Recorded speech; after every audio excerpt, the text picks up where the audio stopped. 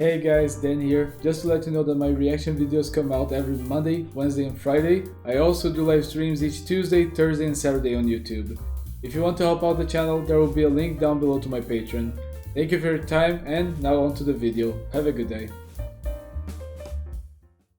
Hey guys, Dan here and welcome back to another video and another reaction. And today we're going to be reacting to the evolution of TF2 YouTube. This was a video made by PartyPugTV, and if you can, as you should, please consider giving a like to the original video, link down in the description below to PartyPugTV's channel.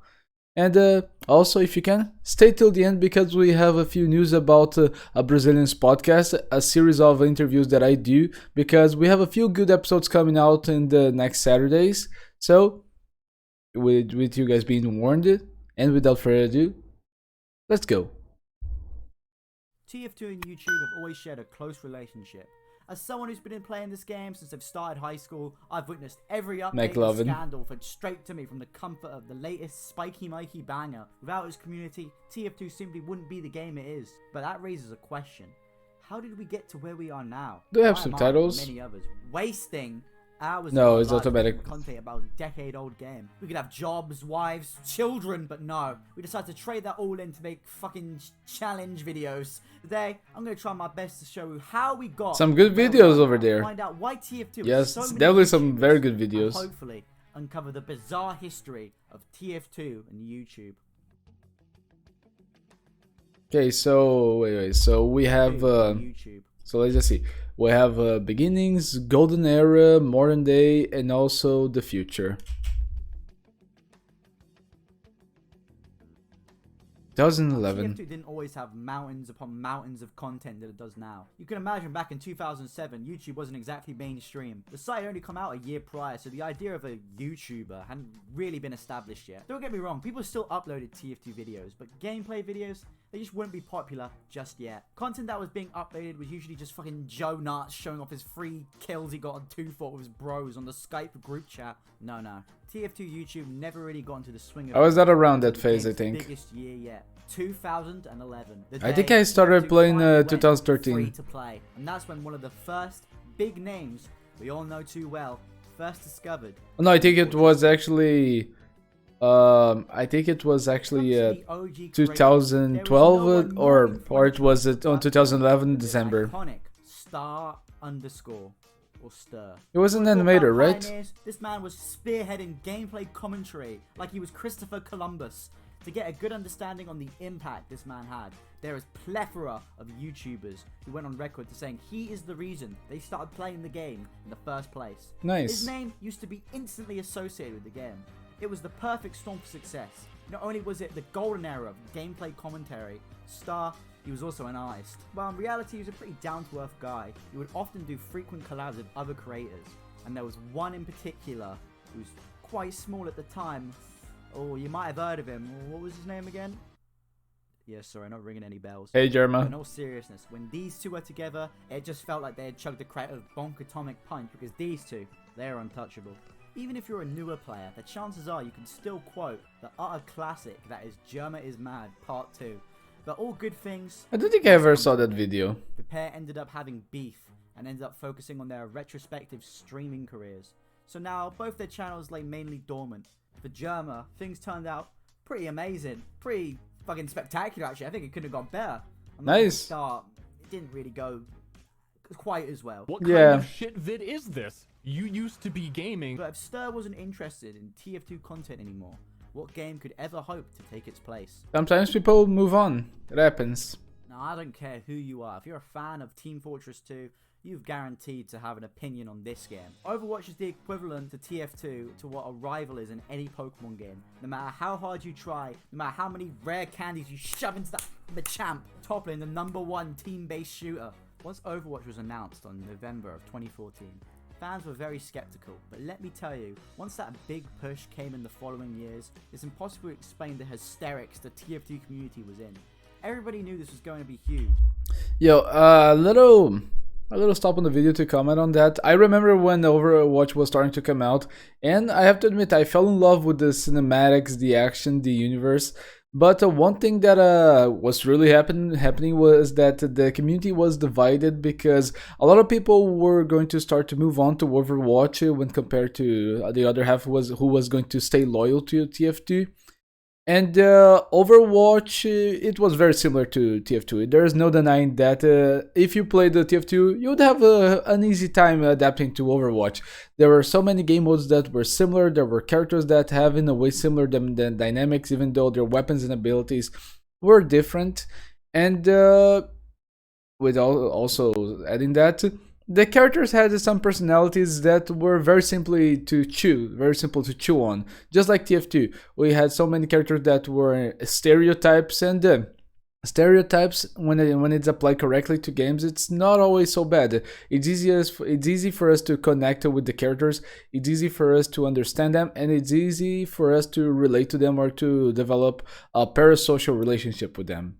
But yeah, a lot of people were kind of mad at Overwatch, and there was a beef war in TF2. So, moving on. This is where the term TF2 killer started to gain traction. In the past, we had the quote-unquote TF2 killers, but comparing loadout to TF2 is like comparing a tank to a Fisher-Price plastic pushcar. This time, it was serious. People are really starting to believe this could be the end to their beloved game and the community they love so dearly. The community had a gang war and split into two sections. They were constantly at each other's throats. There was the people who loved TF2 to the day they died, and the people who wanted to try out Blizzard's new shiny toy. And the biggest catalyst came... But let's be fair, people who really wanted to try Overwatch, a lot of them were saying that TF2 was a thing from the past, that TF2 was gonna die, that they should move on to Overwatch. I've seen people like that. largely from the Muselk community. When he wasn't uploading his daily Fortnite... That's something that I was going to mention too. I miss Muselk's videos. I really miss him doing TF2 videos. But I remember the time that he posted like a video saying that he was tired of TF2, the abandonment of the game, the fact that the game was not being taken care as it should, the not having enough updates, long queue times. I remember that day. And was basically the video, I think it was maybe around the 2015, 2016, when I kind of realized that Muselk was bound to stop to make TF2 videos for real. After that, he posted a TF2 video here and there. He moved on a little bit to Overwatch, and then he moved on to Fortnite as a full-time career, I believe. Chun-Li arse reviews. He was the fastest growing TF2 YouTuber. So once the face of TF2 YouTube was about to move to exclusive Overwatch content, you can see why Garden God 9000 was sitting there shitting himself in the comments. Now you need to understand there was a bit of a burnout within the content community at this time. You see, there was a massive shift within content styles. Start to see gameplay commentary videos become less and less prominent. YouTubers were looking for something new to make content on, and Overwatch seemed like the perfect thing. A fresh new game to just jump right into with all new mechanics, weapons, characters that still kept the adrenaline rush they were after. If you were playing either game at this time, you probably know that any YouTuber or streamer who moved over with their content was hated. I mean, fucking hated, bro. No! How dare you try different content? I've been subscribed. Yep, that was also one side of the TF2 community. Just like the ones that were very toxic about people who stayed in TF2 and not moved on to Overwatch. There were people that were very, very mad that YouTubers were trying new things and were trying to move on with their careers to be able to grow. And that's a shame on both parts. That's very sad. You guys should not harass people based on their choices to move on. For 5 weeks! No, this is outrageous! There was a massive wave of people moving over. Big names like Muselk, Salty Fish, Stir, making Overwatch their new home.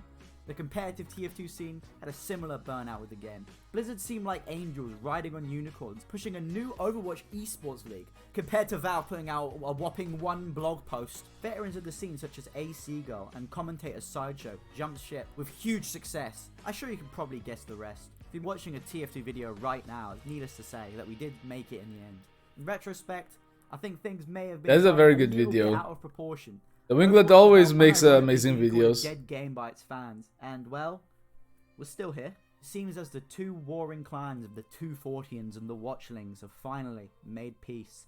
But the whole conflict had a big effect on the content we watched. Over the course of roughly 2 years, content split into 2 different directions, which I believe can be shown through 2 examples of very important creators who stuck with the game they believed in. Okay, Golden Era 2015. After Star's abrupt departure from the game, the community was left without a leader. We would then see other big... I think that, in my opinion, I do not remember if it was in 2015, but I think it was around the time that the Love and War update came out. Let me Google this real quick. TF2 Love and War update. Let me see when this was released. It was released in 2014. So I would say that the Golden Era really started around 2014 because we had a very, very big amount of new towns. We had the cinematic of the expiration date. We had the implement of new weapons. I think it was around 2014, June 2014, when the Golden Era really began. Creators start to jump ship to other games or just abandon their channels completely. However, there was two channels that come to mind who were gaining traction at the time, who would soon become the pioneers of a whole new generation of TF2 content. I dubbed this era the era of the video essay, and one of the first to lead would be content was changing rapidly before our eyes. Short, personality-driven videos that could be pumped out weekly were suddenly being changed with a new pace. This was the beginning of the dawn of the video essay. Longer, more densely edited videos that surround a single topic to be explored and discussed. And don't get me wrong, these just didn't pop out of nowhere. There was someone who had been perfecting this style many years before Overwatch, and his name was Dane. Uncle Dane. I'm sure you lovely people at home have watched an Uncle Dane before. I mean, you'd be hard pushed to find someone in the community who doesn't know who he is. It's not easy holding on to relevancy in our little... Yeah, if you see the... I don't remember what was the name of this hat, but I think it was the Heisenberg hat. I do not know the name, and this beard. If you see them both together painted like this, people are gonna call you an Uncle Dane engineer wannabe. Because, yeah, dude's so popular that he just got his name all over this loadout, even whether he wants it or not. Uncle Dane just became that much recognizable. Also, for the fact that engineers compared to other classes in TF2, they are not so popular as to be chosen as a main avatar. It can be hard to find TF2 mains in YouTube. Community, but Uncle Dane... No, TF2, no, engineer mains, my bad. He's been since 2014. He's just the community's uncle. He's the brother of the father of the community. Everyone knows who he is. The best example of an early essay-type YouTuber. I'd go as far as to argue that he even popularized the format. He really started coming into his own around 2016, setting an example of great production quality, videos like Engineering 101 and the Capture the Flag video. People start to take more and more notice. Not just the viewers, but more and more YouTubers start popping up with a similar style. A small group branched off into their own little community, with YouTubers such as Nate Fox and Array7 being two great examples. Oh, remember Nate. That found success with this exact format. However, there was one college-dormed nerd in particular who would soon enough inspire and change the TF2 landscape as we knew it. Funk. I would also remember watching some of Funk's videos. Was left without a personality to attach themselves to. Someone who could roll some gameplay, hop on the mic for people to just... Oh, I think I remember that video actually. A channel would rise up from the ashes to fill that exact void. Funk started out as a channel about a nerd. A nerd who likes TF2, sounds like Leafy, and fucking loves Weezer of all things. On the surface, he was just a relatable, down-to-earth guy. He never tried to be more than he was. He would hop on, talk about some TF2 mods or something, and that'd be it for him. Fun fact, he was even the first VTuber. While he was damn good at speaking, it's clear to us now, looking back, that Funk, who was old and back, as soon enough would see him begin to pave the way we see and understand video essays today. Videos like Death of an Art Style, Funk TV, What TF2 Needs, show Funk was a lot more capable than we first thought. Not only was his points rock solid and his personality omnipresent, he was also one of the first big YouTubers to combine SFM into the video essay. And as you can see, still a trend that's carried on to this day. SFM stopped working. Here, but I think it's worth mentioning that Funk is a prime example of how to switch up your content style. People often talk about the TF2. Oh, so that's how they do it. Like never mind. They made the position and they recorded moving it with the mouse. Oh, that's interesting. Trend that's carried on to this day. Never mind. Bit of a side note here, but I think it's worth mentioning that Funk is a prime example of how to switch up your content style. People often talk about the TF2 trap. that once you make videos on the game, you are permanently locked into it with no escape, which is quite honestly the biggest load of fucking shite I've ever heard. The problem... I can agree. I mean, if you want to pursue a career in YouTube, you need to learn your niche. I think that's the word. You need to understand what you're good at, what you should focus on to grow, how you should do it. But that should not stop you from trying to pursue other paths to that success. If you like TF2, make videos about TF2.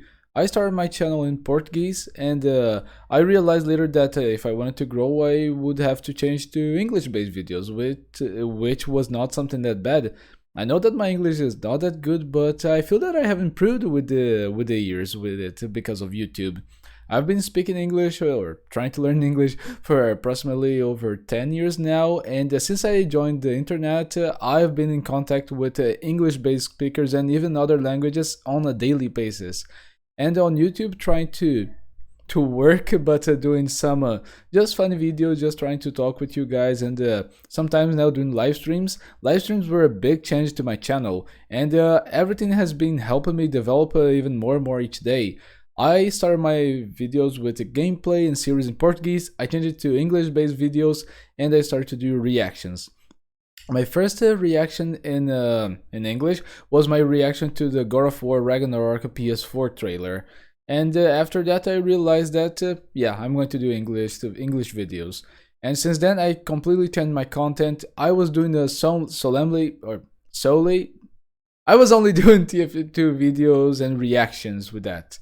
But now I changed a little bit the formula of my channel. I'm doing reactions and also live streams, which I think is something good for myself, because reactions, they can, to be honest, they can leave a burnout sometimes. But I like it. I like it. Even though reactions give way more views, I really like to do some live streams. Recently we hit a new record for the channel, a personal record. We had 8 people watching a gameplay live stream, which was very funny. But yeah, focus on what you like and just become good at it. Study a lot to become good at it. And I spoke a lot, so maybe later or another day I'll come back to this. Let's go back to the video. Isn't the community, it's you. This isn't a TF2 exclusive problem. Like, if you go on TV one day, click on the weather channel, and the weatherman is just there announcing that he's going to be doing daily no-fap wanking tutorials, you're not going to be like, oh wow, that sounds fantastic. No, of course not. A lot of TF2 fans, they don't play many games. Oh, that one's a nice video too. Me and the boys playing Minecraft. Gem collection guide. You need to put a lot of effort into marketing to a new audience, while being able to please your current one. Listen to your fans. If you are a fan of your own channel, what would you want to see? Don't just disregard your fans and expect success. You need to be appealing to the people who are watching your content. And I know you want to make other videos on random things because that's just fun. It's more exciting. Get TF2 can be a bit boring. But you just need to keep in mind that maybe people don't want to see your fucking daily vlogs of your boring ass life. Okay, sorry, I was a bit far. Hey! How does this relate to Funk? Well, if you look at how Funk managed to switch his content, first, he picks topics that TF2 players can easily relate to. Movement shooters, modding and mapping tools are all things that directly relate to TF2. Number 2, consistency. All his videos on other games are up to the same standard of quality as his previous videos. In fact, I'd argue that the quality just getting better and better with every video. Number 3, commitment. A lot of people approach their content as TF2 videos and variety content, which is dumb. You may have noticed with Funk that he never made an announcement claiming that he was going to start making variety content or he was going to be switching off the game. He just fucking made videos and did it. He never once said the word variety. He just did what people thought they would like, and guess what? They liked it! And that's why he succeeded in switching up his content, while others continue to fail to this day. But that leaves us again with a space to fill, to inspire our community, and soon enough, that face would be filled by an old, but unlikely, familiar friend. Hey, Lazy. I haven't spoken much about Lazy Purple up until this point, but back in the day, he used to make wacky replay videos. Oh, pretty funny. Here's a good one. Ow, my ears. Ow. Then then pretty much abandoned his channel around the same time Star left the community. We wouldn't hear much from him until one fateful day on November 18th, 2017, only a month after the release of Jungle Inferno, TF2's final update. He would drop a video in a way that no one had seen done before. It was a video that was just like completely mind-blowing to anyone who was active in the community at the time. You may remember it. TF2 is a timeless masterpiece, baby! Oh, I think I remember when that This came video out. was so fucking good. It took the formula that had been built from Funk and Dane and took it to the extreme. Funk had been putting Thick. SFM in his video essays. Lazy saw this and decided to build on that with an entire video practically built in SFM, and it just works. And don't worry, this would not be the only time we would be seeing Lazy Purple, as shortly after he would drop his How It Feels to Play series, and oh my, A very good series. I really recommend it for you guys. The community's sense of humor and love for the game in ways I thought no one else could. It was just revolutionary. Each release of a new Lazy Purple is an event, and while we may not see the conclusion of the How It Feels series for a long while, us TF2 players... Wait, we may not. What do you mean? There's still a medic. There's still a medic. This is the last one. I'm very excited to see it. I think I'll probably, I most likely, and most certainly, I will not do a reaction video to the series because, for what I remember, I think that Lazy Purples do not like reaction channels, and I will not do it. But I really want to see how it feels to play medic. It's just the last one to finish the cycle. The most patient motherfuckers you're ever gonna meet. So till Lazy Purple comes back, there needs to be someone else who's got to take the helmet. Modern day. Oh no, here comes the bots. Finally, we arrive at the modern day. For some strange reason, TF2 has managed to strive as hard as ever with literally 0 updates. We've literally had an entire generation of YouTubers pick the bones dry off this game's content, and we're just here surviving off the scraps. If you were to ask me when the golden age TF2 content was, I'd obviously say now, since you know I'm finally getting involved. It's honestly really hard to say. While the earlier years were defined by an amateurish charm, nowadays I'd say the production value for content has gone through the roof. Pretty much every YouTuber I see, big and small, brings some major talent in their visuals, animations, which back in the day... Well, before he continues with his line of thought, I would say that the nostalgia golden era is around 2014, as I stated before. But I'd say that nowadays we are in a golden era of animation and content creation, because the game is sadly abandoned for terrible reasons, you know? Just because of lack of commitment and other very sad excuses from Valve to just not do anything. But yeah, if we could have them combined, we would enter a even better and greater golden era than ever seen before. If we had just like updates and attention from Valve combined with the new formulas that people are bringing to this day to TF2 content creation, that would be a very beautiful sight to see, and it would attract a lot of people to play the game. Was so rare to come across. We've gone from people talking over gameplay to fucking this, and that's something we're seeing again. Gotta go fast. Nowadays, you are seeing YouTubers finding ways to combine the scripted, edited style of video, mixing them with the fun and raw energy you can get from a gameplay video. We've been seeing a large amount of these challenge videos, which take a simple challenge and document the journey from start to finish by mixing gameplay clips and scripted segments. Some of these videos are really stretching the concept of a challenge. They do something unique by managing to find a way to bring the old gameplay style of the past and combining it with the new highly edited essays of the now. And to be fair to these challenge video creators, I can give them credit for finding topics in a game that has just had every single aspect of it talked about to death. The fact is, every mechanic, game mode, item, map, fucking Steam profile has been talked about in hyper matrix detail. And while this provides a lot of room for creativity, look at that pyro. It also gives us creators a massive headache, as each topic we choose is a fucking huge roll of the dice. It could either be a massive, huge breakthrough that people love and adore and get inspired by, or we get like 9 likes and comments like this. Right now, TF2 still sees the same... Wait, comments like what? Or we get like 9 likes and comments like this. Wow, what a dick.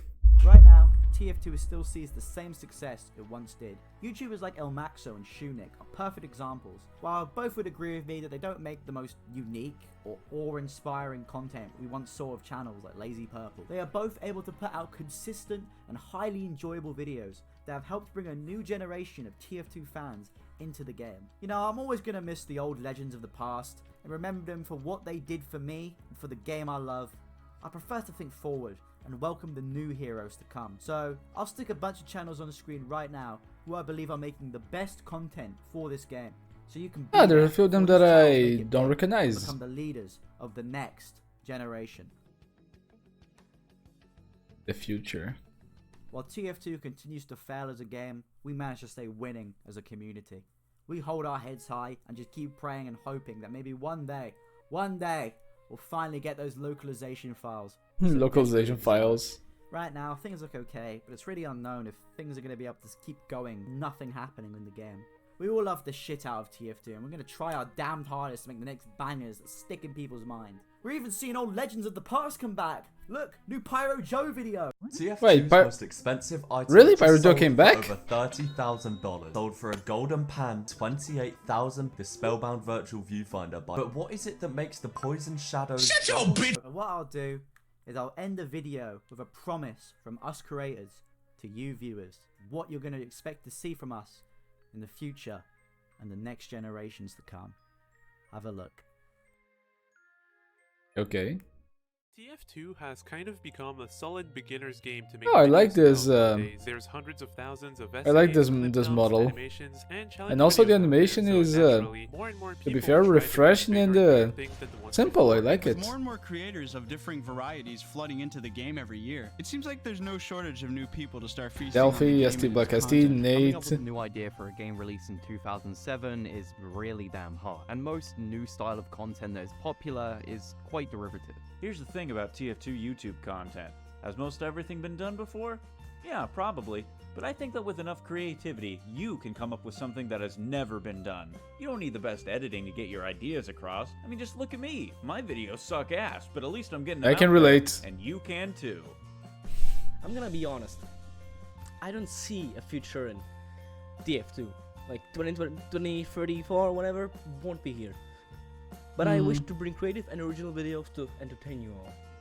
TF2 has been around since 2007, and most games don't stick around for that long. There's a reason why TF2 has outlived other games. Among the colorful cast of characters and fun gameplay, no way! People have risen above the community to make content about the game. The clip dumps keep getting better editing, essays find more niche topics to talk about, and challenge videos last over an hour now for some reason. And all of this is probably only going to keep going unless another for a game that is which probably won't 15 years old now, maybe there will be a lot of content and a lot of time. Exploring niche ideas and topics, but there's not much to discuss apart from how Valve have neglected the game, which is almost a video style done to death in itself. TF2 YouTube can bring in a whole new audience because new players still become interested in the game every single day. And that is mainly because of us. With all of our videos ranging from old and new, I want to see that again. And that is mainly because of us. Okay, I can recognize a few of them. Let's see. I recognize Shark, I recognize Soundsmith, Lazy, but the other ones, a few of them I've seen them, but damn, I don't remember the names. This is a cool thing. There's still so many more TF2 YouTubers for me to discover. I hope I can watch their contents one day. With all of our videos ranging from old and new topics surrounding the game, we have been creating and forming a whole new generation of viewers and players that could stick around for many years to come. If it weren't for YouTube videos made surrounding the game by creators like Germa, Stir, Uncle Dane, Lazy Purple, and a whole laundry list of other creators, there's a chance that Pablo Gonzalez 2007 I remember Pablo Gonzalez 2007. But we have to ask the question, where would TF2 It was so funny, like the inclusion of anti-comment that these random free-to-plays that became memes and legends in the community. It's so funny. YouTubers like Uncle Dane and Germa aren't around to spread their positive influence onto the community and teach people how to play the game, TF2 would most likely not be here today. The community has carried the game on its back for years now, ever since Jungle Inferno, so the thought of having the community gone as well, the game would most likely be dead. What's the future of TF2? No one cares. Oh, okay. Let me go back to the beginning. Let me find a good thing for this.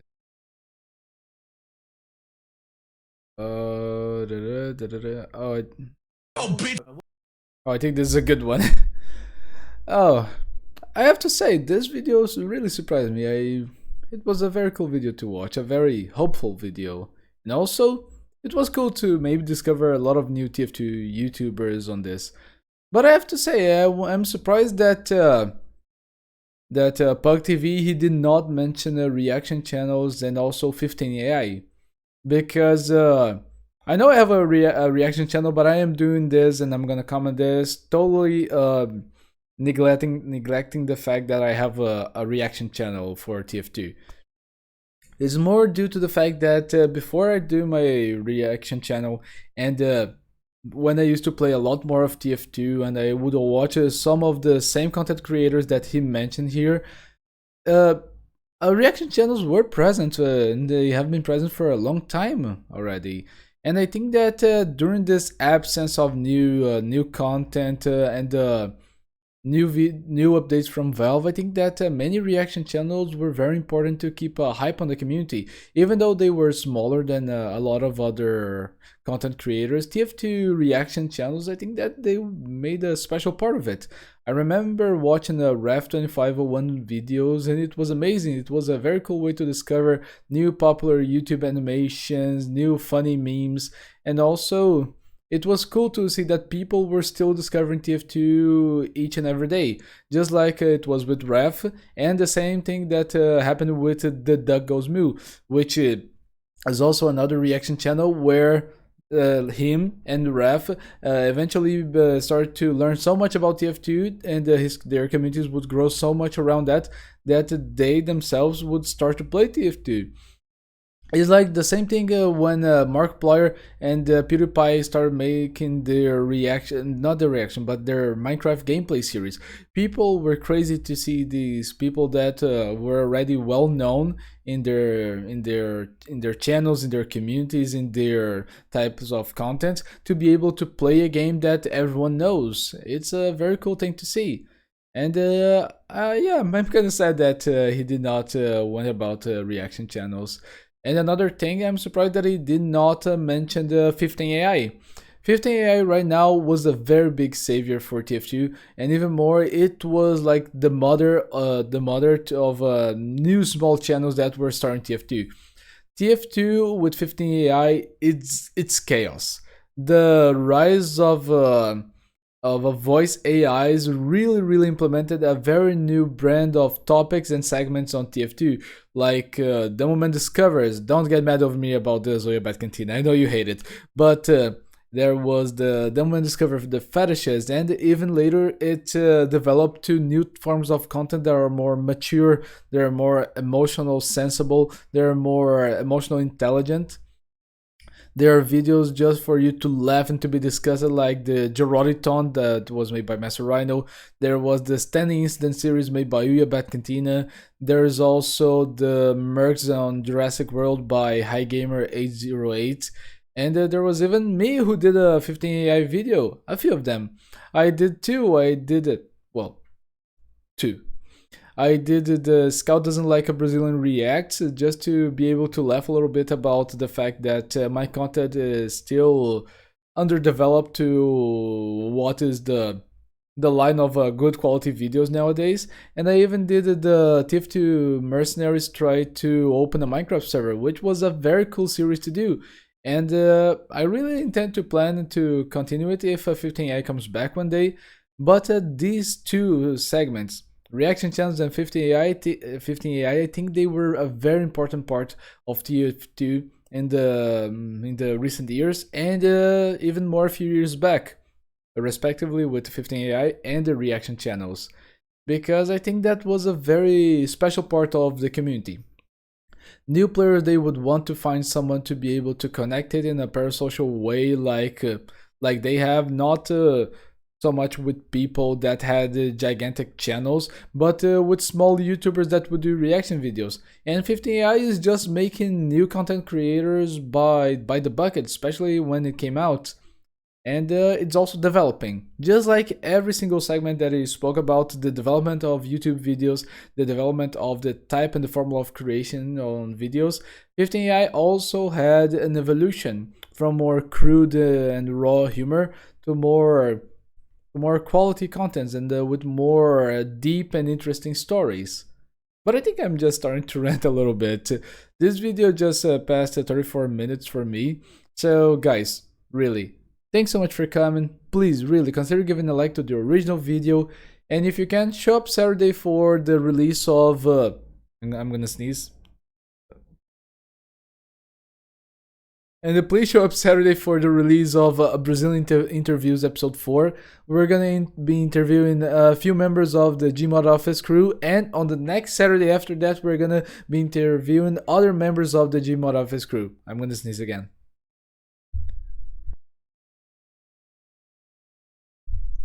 I'm terribly sorry about that. And it was a very fun interview. I've been having to post this a very long time now, and I finally was able to do it. So I hope to see you guys then. If you can, I also hope to see you guys in other videos. I do reaction videos every Monday, Wednesday, and Friday. And I do live streams every Tuesday, Thursday, and also Saturday. Tomorrow, Saturday, the 22, I'm also gonna do a live stream. So if you guys can show up, that would be amazing. Thanks so much for everyone who stuck by. Thank you to everyone who subscribed. We just recently hit 1740 subscribers. That was very cool. And a great video, Pug TV. I really enjoyed it. It was a good nostalgia trip and a good way to discover very new interesting YouTubers. So guys, without further ado, without me just talking by my shoulders, thank you for coming. Thank you for staying. I hope you guys are safe. I hope you guys are good. And until the next video, bye. See ya.